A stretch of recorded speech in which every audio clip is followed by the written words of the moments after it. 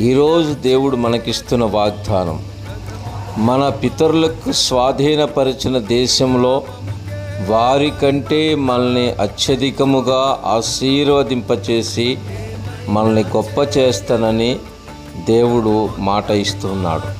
ఎవరైతే ఈ మాటలు విశ్వాసంతో స్వీకరిస్తారో ఈరోజు నీ ఆశీర్వాదము అధికమవ్వబోతా ఉంది. నువ్వు ఒక నూతన కార్యాన్ని చూడబోతా ఉన్నావు. దేవుని నోటి నుండి వచ్చిన ఏ మాట అయినా తప్పిపోదు.